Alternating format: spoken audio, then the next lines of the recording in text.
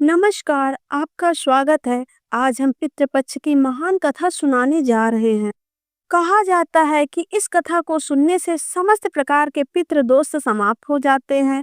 इस कथा को ध्यान पूर्वक श्रवण करने मात्र से ही मनुष्य के कोटि कोटि पाप नष्ट होते हैं और उसे अपार धन संपत्ति और सुख समृद्धि प्राप्त होती है। पितरों की कृपा से उनके सभी दुख दोष समाप्त होते हैं और सुखी जीवन प्राप्त होता है। यह महान कथा भगवान श्री कृष्ण ने गरुड़ जी को सुनाई है। आइए सुनते हैं इस कथा को। दोस्तों, एक समय की बात है। पक्षीराज गरुड़ अपने मन में जिज्ञासा लिए भगवान श्री कृष्ण के पास जाते हैं और उन्हें प्रणाम करते हुए कहते हैं, हे प्रभु, पितृपक्ष में पितरों की पूजा करने से कौन सा फल मिलता है? पितृपक्ष के दौरान पितरों की शांति के लिए कौन से उपाय करने चाहिए? भगवान श्री कृष्ण कहते हैं, हे गरुड़, तुमने आज उत्तम प्रश्न किया है। तुम्हारे इस प्रश्न के समस्त मनुष्य जाति का कल्याण छिपा हुआ है। जो मनुष्य अपने पितरों को संतुष्ट करता है, उसके समस्त दोष और दुख समाप्त होते हैं। पितरों की पूजा करने से मनुष्य को अपने पूर्वजों का आशीर्वाद प्राप्त होता है। इस विषय में एक अप्सरा और ऋषि की प्राचीन कथा कही जाती है, जो मैं आज तुम्हें सुनाता हूँ। इस कथा को श्रवण करने से तुम्हें तुम्हारे सभी प्रश्नों के उत्तर मिल जाएंगे। इसीलिए गरुड़, इस कथा को ध्यान से सुनो। इस कथा को जो भी सुनता है, उसके समस्त प्रकार के पितृ दोषों का नाश होता है। जो भी इस कथा को सुनता है और सुनाता है, उसके ऊपर पितरों की कृपा सदैव बनी रहती है। गरुड़ जी कहते हैं, हे प्रभु, आपके मुख से इस कथा को सुनने के लिए मैं उत्सुक हूँ।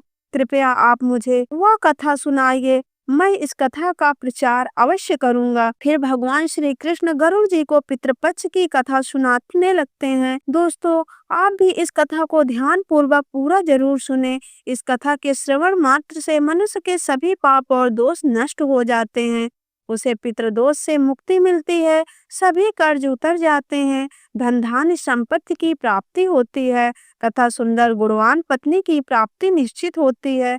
संतानहीन को संतान प्रदान करने वाली यह कथा अत्यंत महान है। पितृपक्ष के दौरान इस कथा को श्रवण प्रत्येक मनुष्य को करना चाहिए। इस श्रवण करने से पितरदेव प्रसन्न होते हैं और वरदान देते हैं। श्री कृष्ण कहते हैं, हे गरुड़, प्राचीन काल की बात है। रुचि नामक एक राजा थे, जो संसार के माया मोह को छोड़कर निर्भय होकर ब्रह्मचर्य का पालन करते हुए निराकार भाव से पृथ्वी पर विचरण करने लगे। उन्होंने संसार की सभी खुशियां और भोगों का त्याग कर दिया था। उन्होंने घर में रहना भी छोड़ दिया था।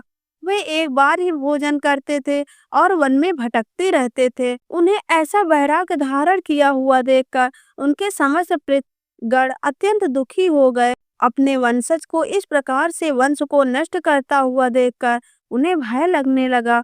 उन्होंने सोचा कि वे स्वयं चलकर अपने वंशज से मिलेंगे और उसे वैराग्य का त्याग करने के लिए कहेंगे।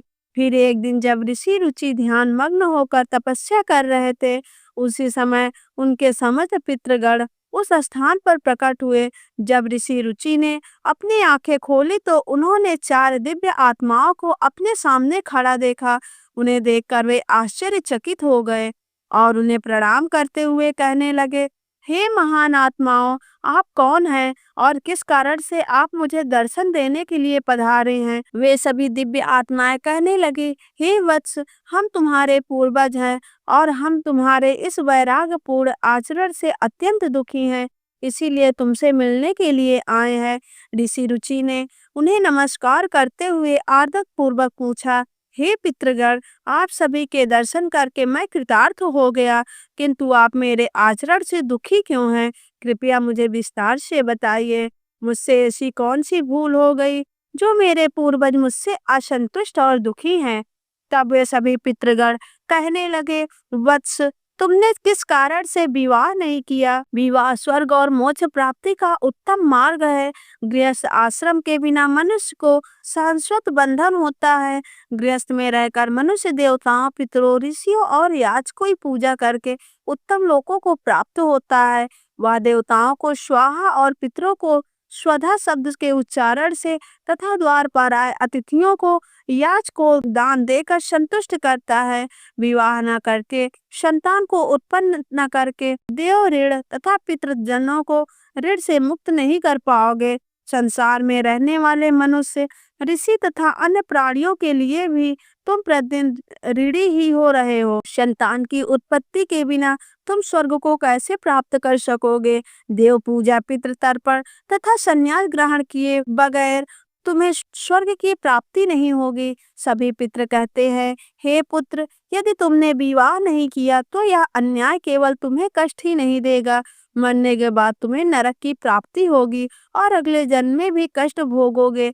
फिर ऋषि ने अपने पितरों से कहा, पितरों, जीवन में विवाह करना अत्यंत दुखदायक है। इससे पाप का संग्रह होता है और अंतकाल में यह अधोगति प्रदान करता है। इसी विचार से मैंने स्त्री के साथ विवाह नहीं किया है। स्त्री संग परिग्रह करने से मुक्ति नहीं मिलती। जो व्यक्ति अविवाहित रहकर प्रतिदिन विद्या ग्रहण करता है और ज्ञान के अमृत से अपनी आत्मा को निर्मल करता है, वह मेरे लिए श्रेष्ठ है। विद्वानों ने अनेक प्रकार के सांसारिक कर्मों का वर्णन किया है, इसीलिए मनुष्य को अपनी इंद्रियों पर संयम रखकर तत्व ज्ञान के जल को आत्मा को शुद्ध करना चाहिए। फिर पितरों ने कहा, हे वत्स, इंद्रियों को वश में रखकर ज्ञान के द्वारा आत्मा को निर्मल करना चाहिए। तुम्हारा यह कथन उचित ही है, किंतु यह कल्याण का मार्ग नहीं है जिस पर तुम चल रहे हो। यज्ञ, तप और दान के द्वारा अपने अमंगल को दूर करते हुए फल प्राप्ति के काम में रहित जो शुभ और अशुभ कर्म में है, वे बंधन के कारण नहीं होते। जो पूर्व का कर्म है वह भोग से नष्ट होता है। पूर्व जन्म का जो पुण्य कर्म है वह सुख दुख को भोगने से निरंतर नष्ट होता रहता है। फिर ऋषि रुचि ने कहा, पितामह, वेदों में कर्म मार्ग के प्रतिपादन द्वारा अविद्या और माया की पुष्टि की गई है, इसीलिए आप मुझे विवाह करने के लिए क्यों प्रेरित कर रहे हैं? विवाह करके मेरा अनिष्ट ही हो जाए। पितरों ने कहा, हे वत्स, कर्म द्वारा जो कुछ भी किया जाता है वह अविद्या है, वह सत्य है, किंतु विद्या प्राप्त करना भी एक प्रकार का कर्म है। शास्त्रों में जो विविध कर्म है, सज्जन पुरुष उनका उल्लंघन नहीं करते, उन्हें उसी से मोक्ष की प्राप्ति होती है। शास्त्रों में पुरुष को विवाह करने की आज्ञा दी गई है। विवाह न करने पर पुरुष को मुक्ति नहीं मिलती। संतान के बिना उसे मोक्ष नहीं मिलता। संतान के द्वारा किए गए श्रेय कर्म से ही उन्हें मोक्ष मिलता है। इसीलिए हे पुत्र, तुम विधि पूर्वक विवाह करो। विवाह न करने से तुम्हारे सभी कर्म भी नष्ट हो जाएंगे और तुम फलताओं को भी प्राप्त करोगी। यदि हमारा वंश नष्ट हो जाएगा तो हमारी आत्माएं अतृप्त ही रहेंगी। विवाह करके संतान उत्पन्न करके ही तुम अपने पितरों को संतुष्ट कर सकते हो। श्री कृष्ण कहते हैं, हे गरुड़, इस प्रकार से अपने पितरों के वचन सुनकर ऋषि रुचि को बड़ी ग्लानि हुई। उन्हें विवाह करने का निश्चय किया। फिर ऋषि रुचि ने अपने पितरों से कहा, हे पितृगण, अब तो मैं बूढ़ा हो गया हूँ, कौन मुझे अपनी कन्या प्रदान करेगा? वैसे भी मुझे जैसे वृद्ध व्यक्ति के लिए विवाह करना अत्यंत कष्ट साध्य है। फिर पितरों ने कहा, हे वत्स, यदि तुम हमारे वचनों का पालन नहीं करोगे तो निश्चित ही हम सभी पितरों का पतन हो जाएगा और तुम्हारी अधोगति हो जाएगी। इतना कहकर सभी पितृगण अदृश्य हो गए। श्री कृष्ण कह रहे हैं, हे गरुड़, पितरों के द्वारा ऐसे वाक्य सुनकर ऋषि रुचि मन ही मन अत्यधिक व्याकुल हो उठे।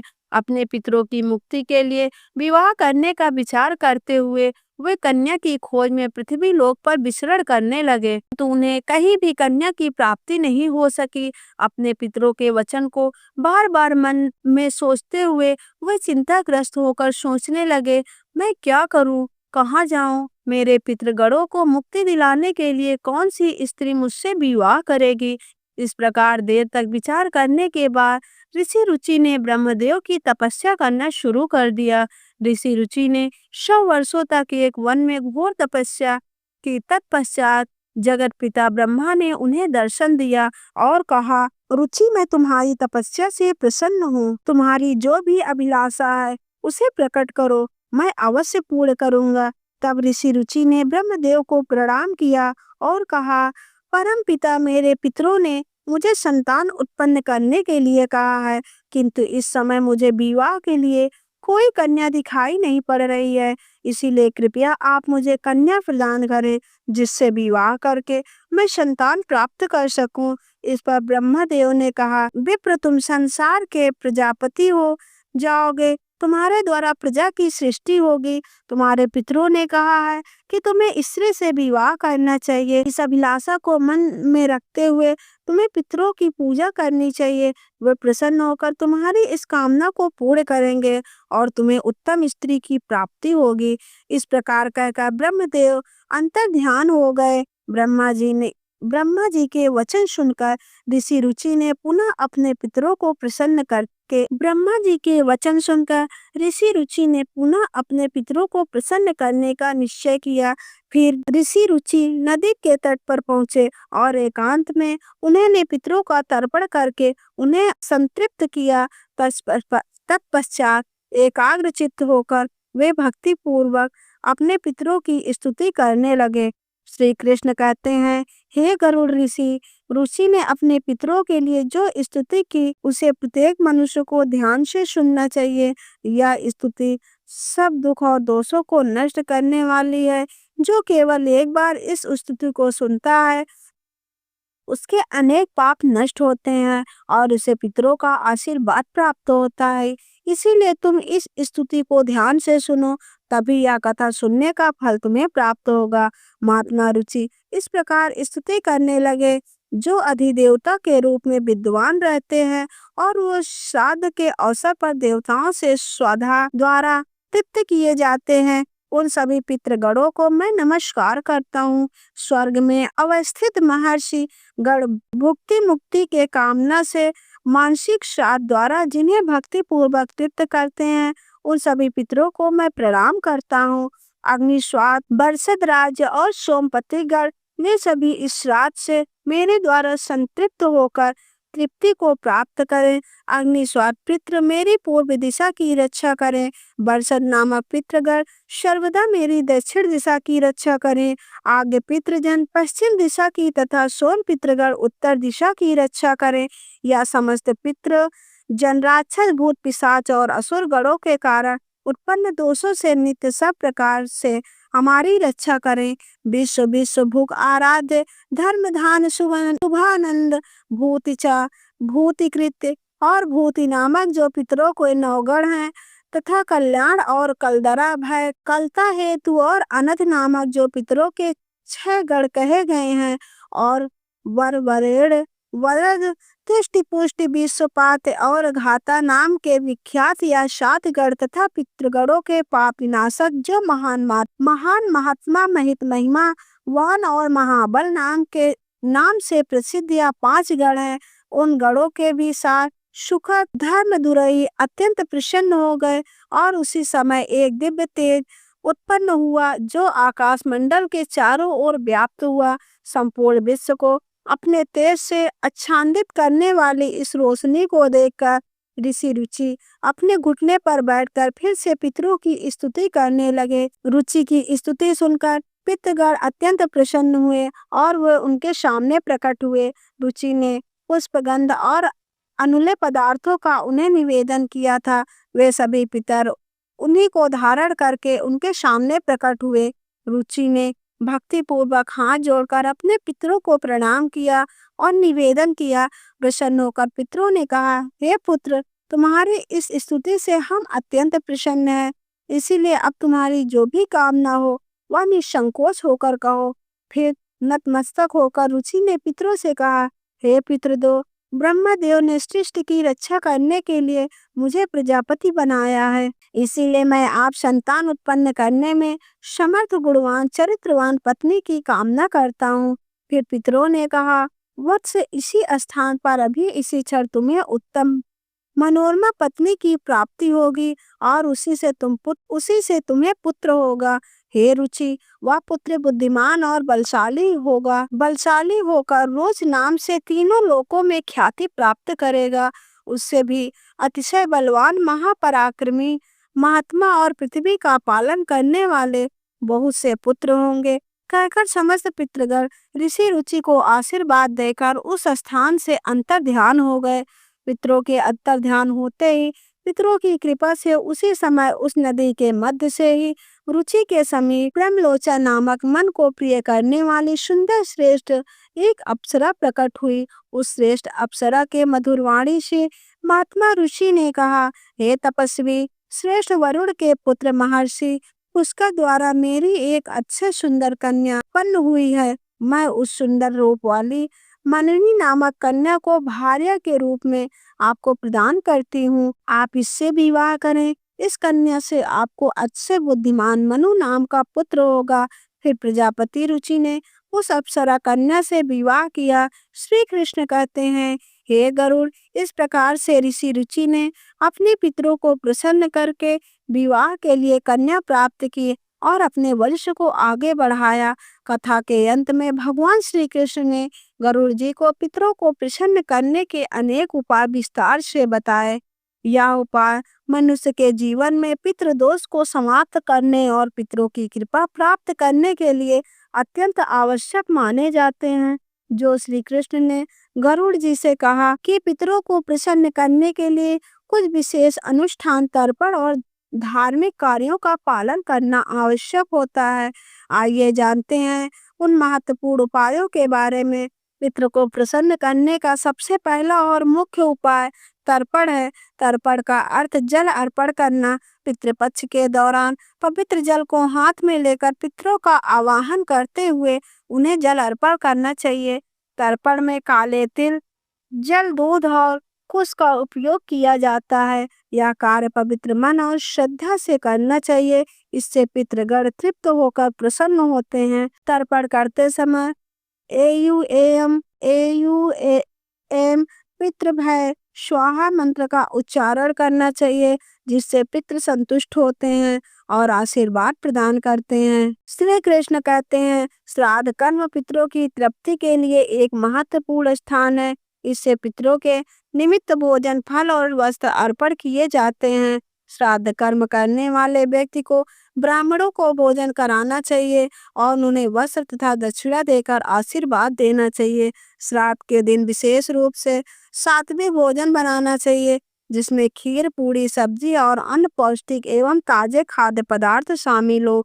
इस भोजन को पवित्रता के साथ पितरों को निमित्त अर्पण किया जाता है। तीसरा उपाय श्री कृष्ण ने बताया, ब्राह्मण, गाय, ब्राह्मण और अन्य जीवों को भोजन। पितरों को प्रसन्न करने के लिए गाय, कुत्ते, कौवा और ब्राह्मणों को भोजन कराना अत्यंत शुभ माना जाता है।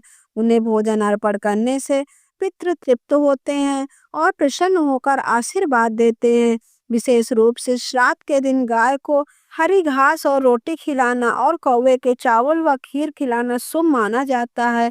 इन कार्यों को करने से पितरों की कृपा प्राप्त होती है और पितृदोष से मुक्ति मिलती है। श्री कृष्ण कहते हैं, पीपल और तुलसी के वृक्ष की पूजा करना पितरों को प्रसन्न करने का महत्वपूर्ण उपाय है। पीपल का वृक्ष पितृगणों का निवास स्थान माना गया है और तुलसी का पौधा देवी लक्ष्मी का प्रतीक होता है। श्राद्ध के दिन पीपल और तुलसी की पूजा करके पितरों को तृप्त किया जाता है। पीपल के वृक्ष के नीचे दीप जलाने से पितृगण प्रसन्न होते हैं और परिवार को सुख समृद्धि का आशीर्वाद देते हैं।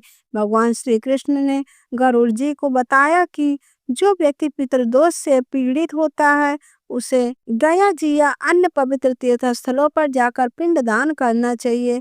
गया जी में पिंडदान करने से पितृ संतुष्ट होकर मोक्ष प्राप्त करते हैं और वंशजों को आशीर्वाद देते हैं। पिंडदान के समय काले तिल, कुश और चावल का उपयोग करके पितरों को अर्पण करना चाहिए। यह प्रक्रिया पितरों को तृप्त करती है और उनकी आत्मा को शांति प्रदान करती है। श्री कृष्ण कहते हैं, पितरों को प्रसन्न करने के लिए व्यक्ति को श्राद्ध पक्ष के दौरान व्रत रखना चाहिए। इस समय सात्विक आहार ग्रहण करना चाहिए और ब्रह्मचर्य का पालन करना चाहिए। भगवान श्री कृष्ण ने गरुड़ जी से कहा कि श्राद्ध पक्ष में मांस, मदिरा और तामसिक आहार का सेवन नहीं करना चाहिए। व्रत के दौरान भगवान विष्णु, शिव और देवी लक्ष्मी की आराधना करनी चाहिए। इससे पितरों की आत्मा को शांति मिलती है और वे प्रसन्न होकर आशीर्वाद प्रदान करते हैं। श्री कृष्ण कहते हैं, पितरों को संतुष्ट करने के लिए गरीबों, ब्राह्मणों और साधुओं को अन्न दान और वस्त्र दान करना चाहिए। यह कार्य विशेष रूप से श्राद्ध पक्ष के दौरान करने से पितरों की आत्मा को तृप्ति प्रदान होती है। अन्न दान और वस्त्र दान से मनुष्य को पुण्य की प्राप्ति होती है और पितृदोष से मुक्ति मिलती है। इस कार्य से पितृ प्रसन्न होकर उस परिवार के सुख समृद्धि का आशीर्वाद देते हैं। भगवान श्री कृष्ण ने बताया कि पवित्र नदियां, विशेषकर गंगा में स्नान करके पितरों के निमित्त जल अर्पण करना अत्यंत शुभ माना गया है। गंगा जल पितरों की तृप्ति के लिए सर्वोत्तम होता है, जिससे पितृदोष समाप्त होता है। गंगा में स्नान करने से व्यक्ति को पाप धुल जाते हैं और पितरों की आत्मा को शांति मिलती है। कार्य से पितृ प्रसन्न होकर आशीर्वाद प्रदान करते हैं। श्री कृष्ण कहते हैं, पितरों को प्रसन्न करने के लिए सत्संग में शामिल होना और पवित्र ग्रंथों जैसे भागवत गीता का पाठ करना अत्यंत लाभ माना जाता है। पितरों की शांति के लिए गीता में 11वें अध्याय का पाठ विशेष रूप से लाभकारी होता है। भागवत गीता में पाठ से पितरों की आत्मा को शांति मिलती है और उनके वंशजों पर उनकी कृपा बनी रहती है। भगवान श्री कृष्ण ने गरुड़ जी को यह भी बताया कि वे व्यक्ति इन उपायों को श्रद्धा और विश्वास के साथ करता है, उसे जीवन में सभी प्रकार के सुख और समृद्धि प्राप्त होती है। पितरों की कृपा से उनके समस्त दोष समाप्त होते हैं और परिवार में शांति बनी रहती है। इन उपायों को नियमित रूप से करने से पितृदोष से मुक्ति मिलती है और पितृ प्रसन्न होकर वंशजों को आशीर्वाद देते हैं। श्री कृष्ण ने गरुड़ जी से कहा, गरुड़, जो भी व्यक्ति इन उपायों का पालन करता है उन्हें पितृदोष का कभी सामना नहीं करना पड़ता और उसके पुत्र सदैव प्रसन्न रहते हैं। इस प्रकार भगवान श्री कृष्ण ने पितरों को प्रसन्न करने के विभिन्न उपाय विस्तार से बताए, जिन्हें हर व्यक्ति को पितृपक्ष में करना चाहिए। तो दोस्तों, इस प्रकार की गरुड़ पुराण की पितृपक्ष की कथा का वर्णन किया गया है। उम्मीद है आप सबको यह कथा पसंद आई होगी। कमेंट में जरूर बताएं। यह वीडियो अच्छा लगा हो तो लाइक करें और परिवार के साथ शेयर करें। साथ ही चैनल को सब्सक्राइब करें ताकि आपको ऐसी ही आध्यात्मिक जानकारी प्राप्त हो सके। आप सभी का धन्यवाद।